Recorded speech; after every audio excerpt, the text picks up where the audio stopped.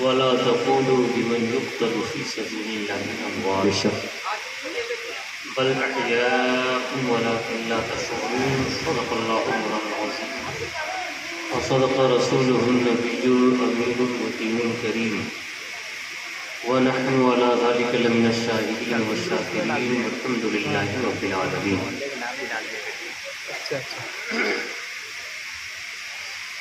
آئیے ہم اور آپ انتہائی خلوص و محبت کے ساتھ اللہ کے پیارے پیغمبر سیدہ آمینہ کے لخت جگر جناب عبدالمطلب کے نور نظر آقائے کریم جناب رؤوف رحیم سید الکونین ناسک الملتین جناب احمد مصطفیٰ محمد مصطفیٰ صلی اللہ علیہ وسلم کی بارگاہ میں کسبناہ ہے. ایک بار جی لگا کر ذریعے درود پاک پیش کر لیں. اللہم صلی علی سیدنا مولانا محمد بارک وسلم صلاۃ و سلام علیک یا رسول اللہ صلی اللہ تعالیٰ علیہ وسلم. نبی پاک کی حال اور ان کے اصحاب کی بارگاہ میں ایک بار اور پڑھ لیں. اللہم صلی علی سیدنا مولانا محمد طب القلوب و دوائها وعافیۃ الابدان و شفائها و نور الابصار و ضیاءها وعلی آلہ و صحبہ وبارک وسلم دائما ابدا. قابل مبارکباد ہے اہل محلہ جنہوں نے اللہ کے رسول جناب محمد رسول اللہ کے شہزادے جنہیں راکب دوش پیغمبر کہا جاتا، جنہیں شہزادہ بلغ قوا کہا جاتا، جسے فاتح کربلا کہا جاتا، نبی کے اسی بیٹے حضرت سیدنا امام علی مقام امام حسین کربلا رضی اللہ تعالیٰ عنہ ذکر کی محفل سجائی ہے. اور آپ یقین جانیں اس ذکر کے محفل سے گنبد خضرا میں آرام فرمانے والے آقا جناب محمد الرسول اللہ بڑے خوش ہو رہے ہوں گے، کیونکہ حسین کی خوشی میں رسول کائنات کی خوشی ہے، اور حسین کی اذیت میں رسول اللہ کی اذیت. جس نے حسین کو خوش رکھا اس نے رسول اللہ کو خوش رکھا،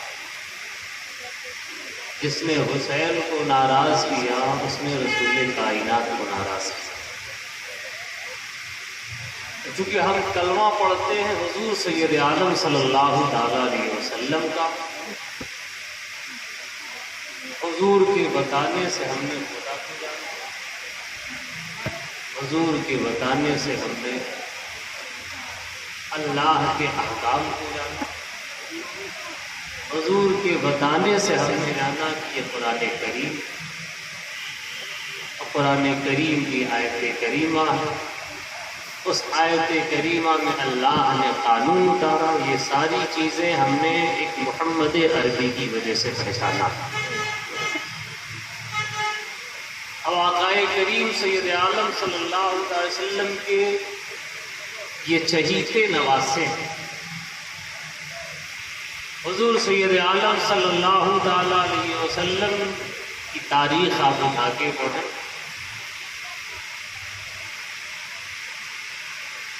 ہم نے اس حسین کی مجلس سجائی ہے جس حسین پاک کو اللہ کے نبی سید عالم صلی اللہ علیہ وسلم نے جب ایک موقع پر اپنی بیٹی جناب فاطمہ کے گھر روتے ہوئے دیکھا. امام حسن بھی تھے، امام حسین بھی. یہ دونوں شہزادے رو رہے ہیں، بغل میں حضور کا ہی گھر تھا. حضور بے چین ہے، ابھی چھوٹے چھوٹے شہزادے ہیں. حضور اپنے حجرے سے حجرے فاطمہ کی طرف پہنچ جاتے اور ارشاد فرماتے ہیں، فاطمہ میرے بیٹے کو کیوں رلا رہی ہو؟ تو شہزادوں کو نہ رلاؤ۔ بی بی فاطمہ عرض کرتی ہیں ابا حضور یہ دونوں بچے بڑے پیاسے ہیں، پیاس کی وجہ سے رو رہے ہیں۔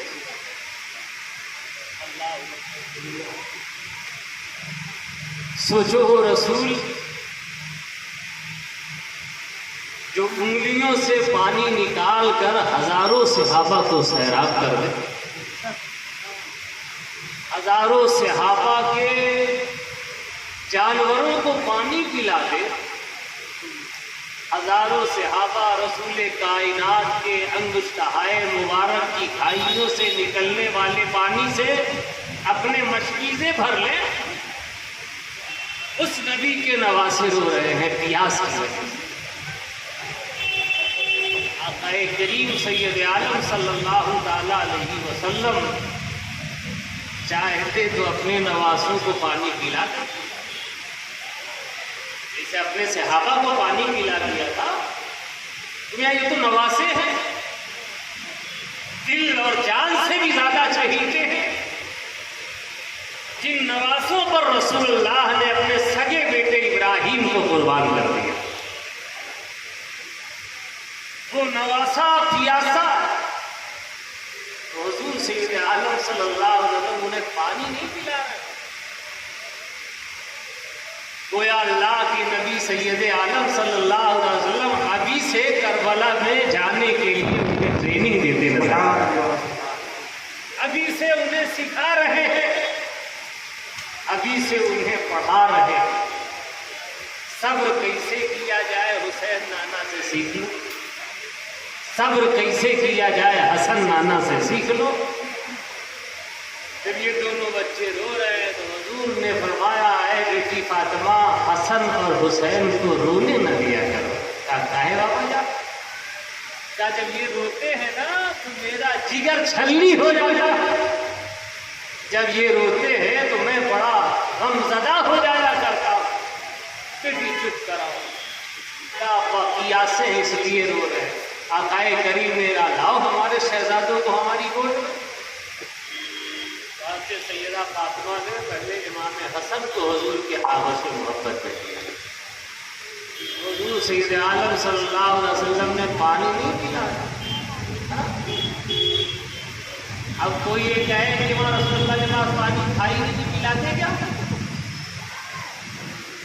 ارے جب حضرت اسماعیل ایڑیاں رگڑ کے پانی نکال لے رہے ہیں، یہ تو اسماعیل کے بھی پیغمبر ہیں جناب محمد الرسول اللہ، اللہ سے دعا کرتے تو پروردگار عالم پانی کا مینا اتار دیتا، آقا پلا دیتے، لیکن یہاں حضور کو صبر سکھانا تھا اپنے شہزادے کو، اس لیے پانی نہیں پلایا۔ حضور نے اپنی آغوش میں لیا، محبت دیکھو کس طرح حضور فرما رہے ہیں،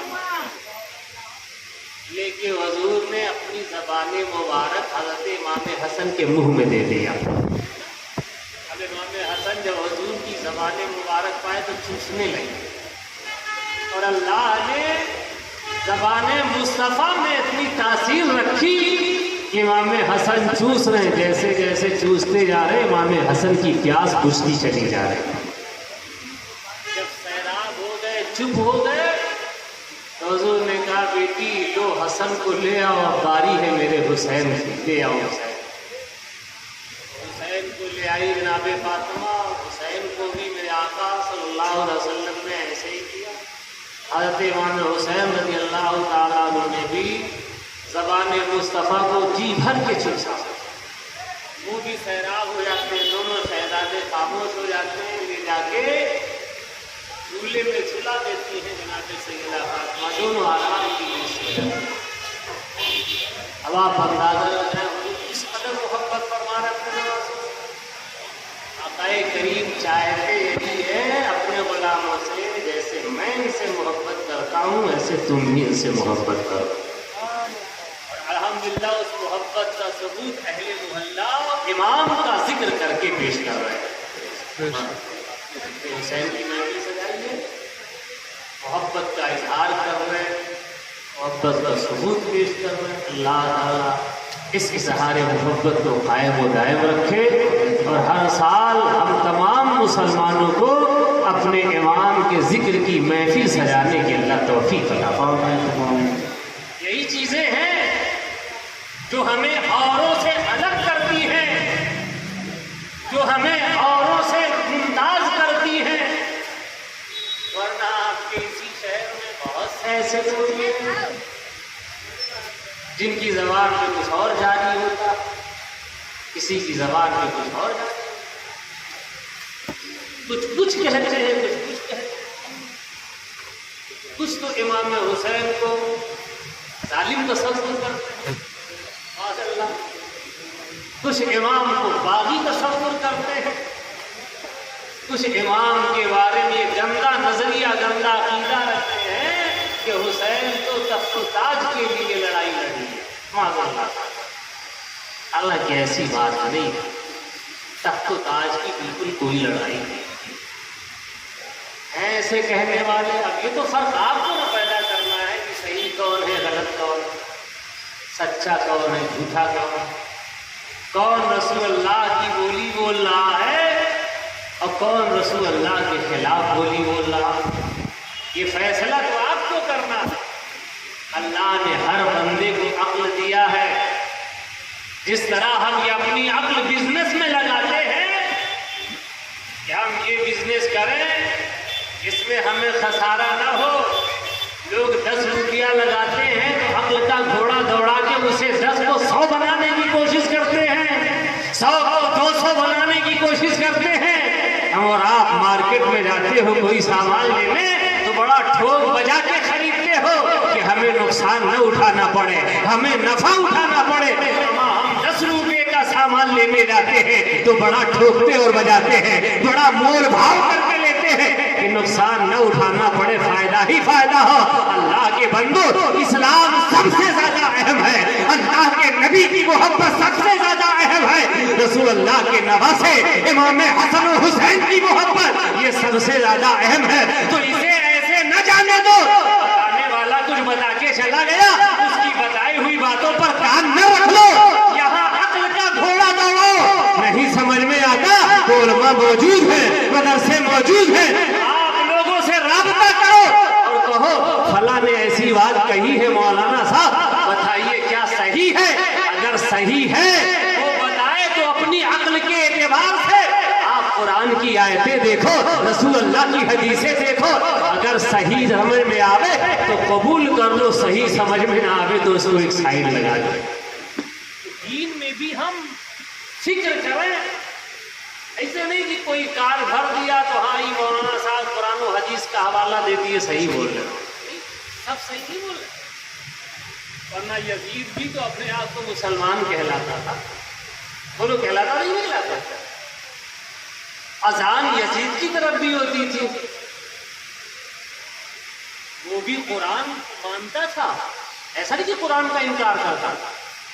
یزید بھی ایک خدا کو مانتا تھا. ایسا نہیں کہ یزید لات و حبل کو مانتا تھا، بتوں کو مانتا نہیں. یزید بھی حسین کے نانا کو مانتا تھا، حسین کے نانا کا ہی کلمہ پڑھتا تھا. مگر کیا وجہ تھی کہ امام حسین یزید کی مخالفت سے اتر آئے، کھڑے ہو گئے؟ کچھ تو بات تھی نا. ورنہ جیسے ابن زیاد نے بیعت کر لیا ایسے امام حسین بھی بیعت کر لیتے یزید. جیسے آج کے لوگ بڑی آسانی سے کیا فرق پڑتا ہے، وہو قرآن وہی پڑھتے ہیں، وہو اللہ کو مانتے ہیں، وہ بھی رسول کو مانتے ہیں اور تم بھی مانتے ہو، تو ان میں فرق کیا ہے؟ ارے ان کے بھی پیچھے نماز صحیح، ان کے بھی پیچھے نماز صحیح. ہمارا اللہ کے بندوں اگر یہی بات ہوتی تو سب سے پہلے تو امام حسین کو عمل کرنا چاہیے تھا کہ یزید یہ خدا کو مانتا ہے، یزید بھی میرے نانا کا کلمہ پڑھتا ہے. لیکن کچھ تو بات نہیں ہوگی کہ حسین نہیں مان رہے، یزید کی بیعت نہیں کر رہے. کیا وجہ تھی؟ وجہ یہی تھی کہ مسلمان دکھلاتا اپنے آپ کو تھا لیکن حقیقت میں وہ مسلمانوں جیسا کام نہیں کیا کرتا تھا. رسول کائنات نے جن حرام کاموں کو پتھر کھا کے منع کیا تھا، جن حرام کاموں کو حضور نے گالی سہ سہ کے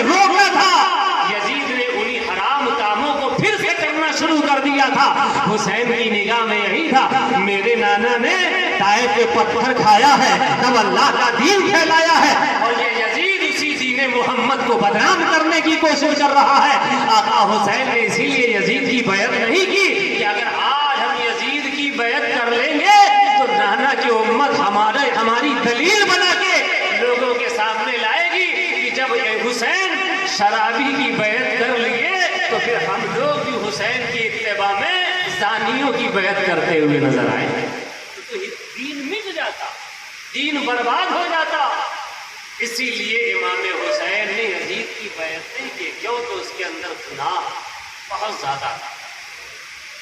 امام علی مقام نے بھی عقل لگائی، یہ گناہ کرتا ہے، اسی طرح آج ہم مسلمانوں کو بھی چاہیے، علاقے میں بہت سے داڑھی دھوتی جوتا امامہ والے ملیں گے، جبہ والے ملیں گے، دستار والے ملیں گے، اب سب کہتے سچی بات بول لیں گے، چلے جائیں گے کام سے۔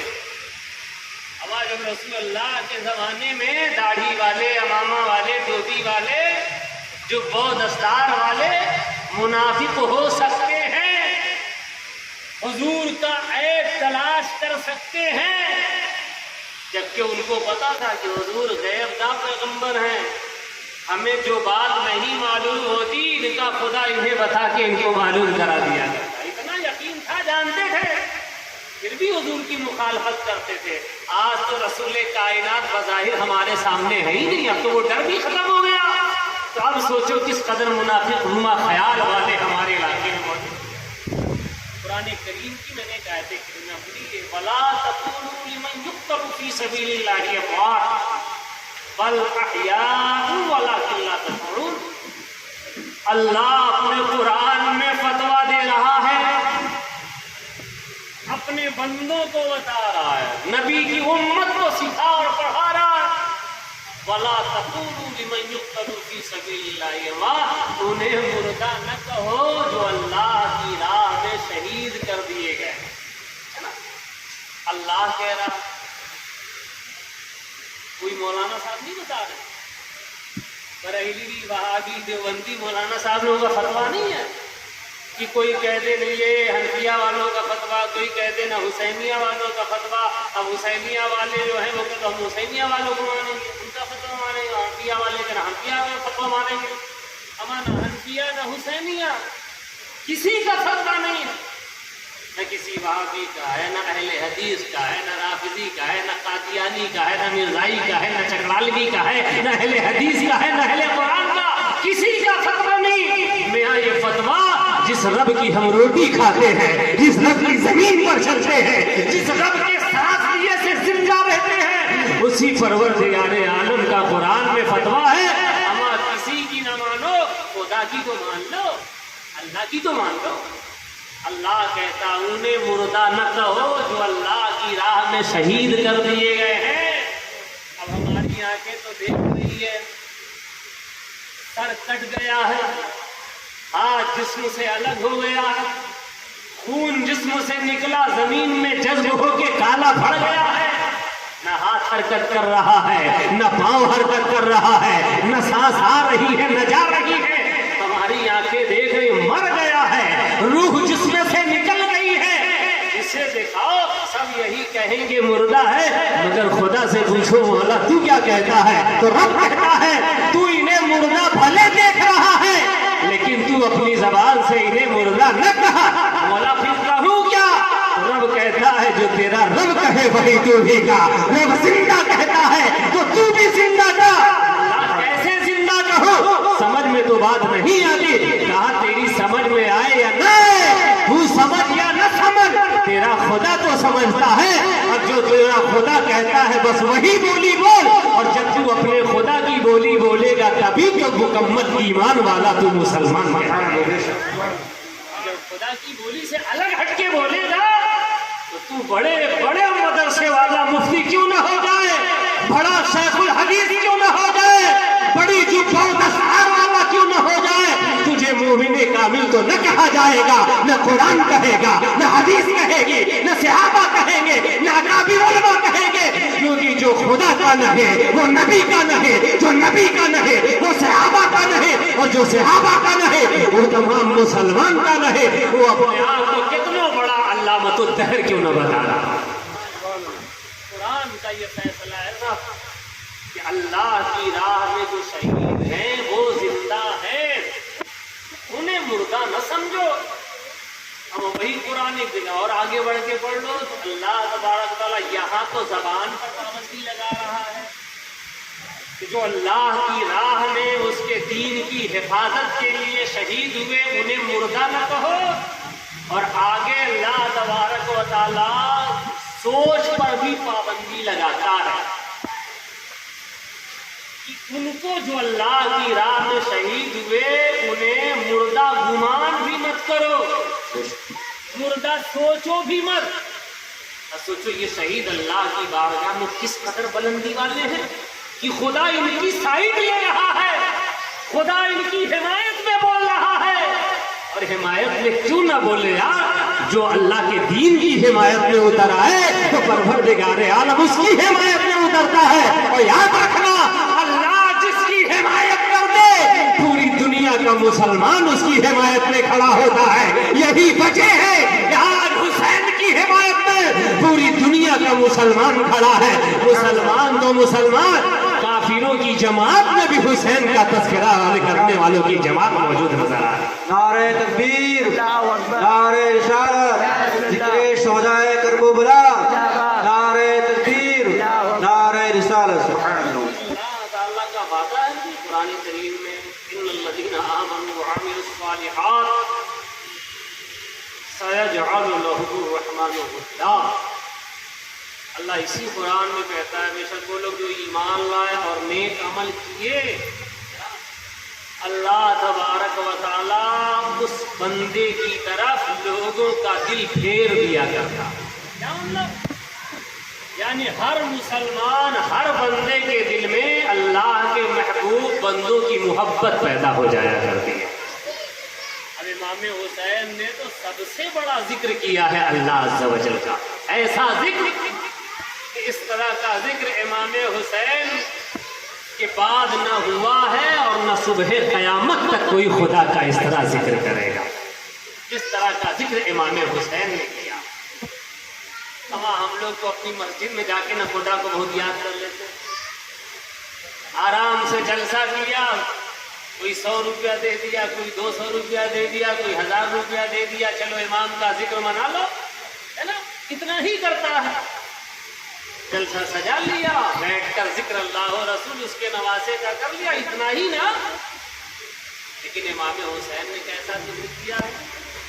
امام حسین کے ذکر کرنے کا انداز بڑا نرالا ہے۔ امام علی مقام جب اللہ کا ذکر کرنے پہ آئے، رسول اللہ کے دین کا ذکر کرنے پہ آئے، تو پھر اس ذکر کی خاطر جناب علی اکبر کو لے کے پہنچ گئے، علی اصغر کو لے کے پہنچ گئے، اور محمد کو لے کے پہنچ گئے، امام قاسم کو لے کے پہنچ گئے، ام رباب کو لے کے چلے گئے، سکینہ کو لے کے چلے گئے، اپنی بہن زینب کو لے کے چلے گئے، مسلم بن اوسجہ کو لے کے چلے گئے، اللہ اکبر کبیرہ، حور ابن رعائی کو حاصل کر دیا۔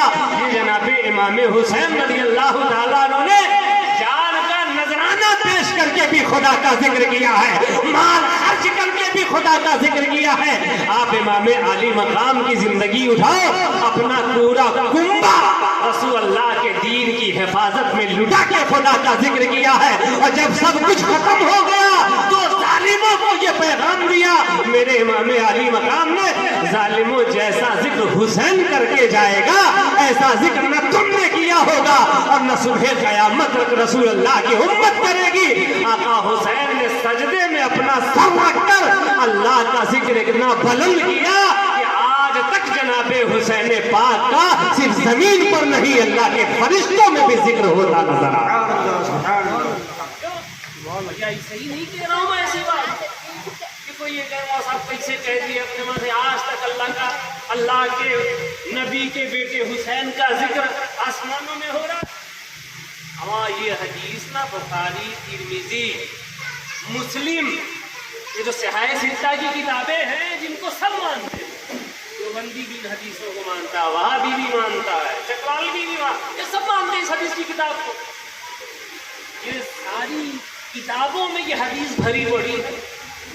آقائے کریم فرماتے ہیں جو بندہ اللہ کا ذکر تنہائی میں کرتا ہے تو اللہ تبارک و تعالیٰ بھی اپنے اس بندے کا ذکر تنہائی میں کیا کرتا ہے۔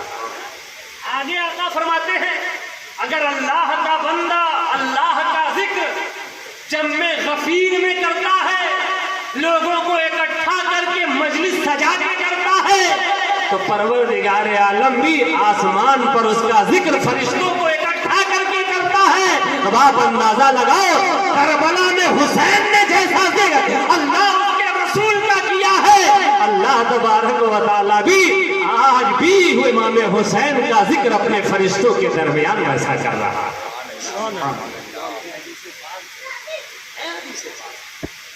آقائے کریم سید عالم پر اترنے والا قرآن فیصلہ فرماتا ہے وہ لوگ جو اللہ کے راستے میں شہید ہوئے انہیں مردہ نہ کہو، بھلے تمہاری آنکھ انہیں مردہ دیکھ رہی ہے، بھلے تمہارا دماغ انہیں مردہ سمجھ رہا ہے، مگر تمہیں تو بولی وہی بولنی ہے جو خدا بلوانا چاہے گا، تمہیں بولی وہی بولنی ہے جو مصطفیٰ کہلوانا تم سے چاہتے ہیں، کیونکہ ہم نے کلمہ کسی مفتی کا نہیں پڑھا ہے، ہم نے کلمہ تو جنابی محمد الرسول اللہ کا پڑھا ہے۔ بولی پڑھے۔ اچھا اس چیزوں کے بارے میں جو میں نے آیتیں کریمہ پڑھی، شہادت کیا ہے؟ شہادت اپنی جان کو اللہ کے نام پر قربان کرنا، روح کا جسم سے نکل جانا۔ موت تو سبھی کو آنی ہے، کوئی ایسا ہے جو موت سے بچ پایا ہے آج تک؟ کوئی نہیں بچ پایا، سب کو مرنا ہے۔ ہر وقت کے سکندر و دارا نہ بچ سکے، وقت کا فرعون اور نمرود نہ بچ سکا، وقت کا قارون اور حامان و شداد نہ بچ سکا، تو بتاؤ آج کل کے لوگوں کے کیا حال ہے؟ یہ کیسے بچ پائیں گے؟ بڑے بڑے نہ بچ سکے۔ اللہ کے سامنے بڑا ہو یا چھوٹا، نبی ہو یا رسول، انبیاء ہو یا ملک، سب کو موت آنی ہے، سب کو موت کا مزہ چکنا، سب کو دنیا چھوڑنا، کوئی یہاں رہنے نہیں آیا ہے، سب کو جانا۔ اب کچھ کی موت تو فطری ہے، کسی کو بستر موت پر مرگ پر موت آتی ہے، کسی کو اپنے گھر میں موت آتی ہے، کسی کو ہاسپٹل میں موت آتی ہے، کوئی روڈ پہ آ کے ایکسیڈنٹ میں مرتا ہے، کوئی ٹرین حادثے میں مرتا ہے، کوئی پلین حادثے میں مرتا ہے۔ جس بہانے جس کی موت ہے اسی بہانے اس کو مرنا ہے۔ اللہ تبارک و تعالیٰ نے جس کی قسمت میں شہادت رکھا ہے اسے شہادت کے طور پر مرنا ہے۔ جیسے جناب محمد الرسول اللہ نے حضرت عمر کے بارے میں کہا، حضرت علی کے بارے میں کہا، احد کے پہاڑ کو تجھے خبر نہیں، تیرے اوپر ایک نبی، ایک صدیق اور 2 شہید کھڑے ہیں۔ کیا مطلب؟ اس پہاڑی پر جب جناب محمد الرسول اللہ، صدیق اکبر، عمر فاروق اعظم، سیدنا مولائے کائنات کے ساتھ تشریف لے گئے تو احد پہاڑ سے آواز آنے لگی، الصلاۃ والسلام علیک یا رسول اللہ، الصلاۃ والسلام علیک یا حبیب اللہ۔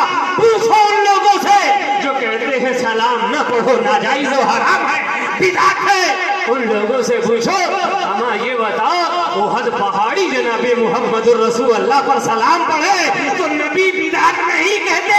تو کیسا مسلمان ہے کہ ہم مسلمان ہو کے نبی پر سلام پڑھتے ہیں تو تو بدعت کا فتویٰ لگاتا نظر آتا؟ پوچھو ان سے، حدیث پاک ہے یہ، آقا کریم پر وہ پہاڑ سلام پیش کر رہا ہے۔ صحابہ مہد حیرت جیسے کہ آواز کہاں سے آ رہی ہے؟ وہ سلام پیش کرتے ہوئے پہاڑ وجد میں آ گیا، مسرت میں جھومنے لگا۔ تو آقا کریم صلی اللہ علیہ وسلم نے فرمایا یہ پہاڑ مجھ پر صلاۃ و سلام بھیج رہا۔ تو جب جھومنے لگا پہاڑ تو آقا کریم نے اپنے پاؤں سے ٹھوکر مارا احد پہاڑ پر، اے پہاڑ کیا تجھے خبر نہیں ہے تیرے اوپر اللہ کا ایک نبی جلوہ گر ہے، اللہ کا ایک صدیق جلوہ گر ہے، اور 2 शहीद जलवागर हैं। क्या मतलब? आप अंदाजा लगाएं, लोग जनाबी मोहम्मद रसूलुल्लाह के इल्म गैब के भी इंकार करते। हुजूर को ये नहीं पता, हुजूर को वो नहीं पता। इनके मुफ्तियों से पूछो, अगर हुजूर को नहीं पता था तो जनाबे अली और जनाबे उमर की शहादत के बारे में कैसे बता दिया? अभी तो कई साल बाद ये दोनों हजरात शहीद होंगे। हुजूर के बाद तो अभी सिद्दीक़ अकबर खिलाफत की कुर्सी पे बैठेंगे, उनके बाद तब कहीं उमर का नंबर आएगा। अभी से खबर दे रहे हैं हुजूर उनकी शहादत। उस उमर के बाद तब उस्मान का नंबर आएगा, वो खिलाफत करेंगे। उस्मान के बाद तब कहीं मौला अली का नंबर आएगा। सोचो 3 खिलाफत के गुजर जाने के बाद 4थी खिलाफत जब मौला अली की आएगी, अल्लाह के बताए हुए उसूल के मुताबिक तब जनाबे मौला अली की शहादत होगी। लेकिन आकाए करीम सय्यद आलम सल्लल्लाहु अलैहि वसल्लम पहले से बशारत दे रहे हैं कि उस उमर और जनाबे अली को अल्लाह ने शहादत की मौत अता फरमाई। वरना सर तो है किसी के मुकद्दर में शहादत है, किसी के मुकद्दर में बिस्तर पर मौत आई है। हज़रत खालिद इब्न वलीद रज़ी अल्लाह तआला अन्हु बार बार मैदान जंग में जाते और तमन्ना करते हैं, काश मुझे भी शहादत मिल जाती, मैं भी जामे शहादत नोश कर लेता। और जनाब खालिद इब्न वलीद जब बिस्तरे मौत पर पड़े हैं, यहाँ सुनो, खालिद इब्न वलीद रज़ी अल्लाह तआला अन्हु के जिस्म पाक पर कोई ऐसी जगह बाकी नहीं रही होगी जहाँ तीर, तलवार, अन्नी, भाला, नेज़ा का निशान न रहा हो। उनका पूरा जिस्म निशान ज़दा था, जख्म से भरा था। और बार बार यही तमन्ना करते थे खालिद इब्न वलीद शहादत का जाम नोश कर लेते, लेकिन उन्हें मौत कहाँ आई? बिस्तरे मर्ग पर आई, है ना। और खालिद इब्न वलीद ने पैगाम दिया था विसाल के वक्त, ऐ लोगों याद रखना, अगर अल्लाह ने तुम्हारी हयात बाकी रखी है तो मैदान कारजार में मौत भी तुम्हारे जिंदगी की हिफाजत करती नजर आएगी। और अगर अल्लाह ने तुम्हारी मौत नहीं रखी है, तुम्हारी मौत रखी है, तो तुम बिस्तरे मर्ग पे भी पड़े रहोगे हिफाजत से, वहां भी तुम्हें मौत आके गले लगा लिया करे। मैं तमन्ना करता था मगर मुझे शहादत नहीं मिली। ये शहादत अल्लाह की जानिब से एक बहुत बड़ा मर्तबा है। आकाए करीम ने फरमाया, जब लोग शहीद हो जाते हैं, शहीद जैसे हुआ उसकी रूह निकलने से पहले आकाए करीम की एक हदीस से बात है, शहीद का पहला कतरा जमीन पर गिरते ही अल्लाह तबारक व तआला उसके तमाम गुनाहों को माफ फरमा दिया करता। और दूसरी रिवायत में हुजूर सय्यद आलम सल्लल्लाहु अलैहि वसल्लम फरमाते हैं, शहीद को उस वक्त तक मौत नहीं आती जब तक कि परवरदिगार आलम का दीदार उसे नहीं हो जाता। अब अंदाजा लगाए, रब का दीदार मजाक है? रब की तजल्ली का मुशाहिदा कोई मजाक है? अरे अल्लाह के जलीलुल कद्र पैगंबर जनाबे मूसा कलीमुल्लाह इसी तजल्ली को देखने के लिए बेकरार है, बार बार रब की बारगाह में इस्तिगासा करते, अल्लाह दिखा दे दिखा दे। मगर अल्लाह का हो गया था, लन तरानी या मूसा, लन तरानी या मूसा, नहीं देखे। और आकाए करीम शहीदों के बारे में कहते हैं कि उसकी रूह निकलने से पहले अल्लाह तबारक व तआला उसे अपना दीदार अता फरमा दिया करता।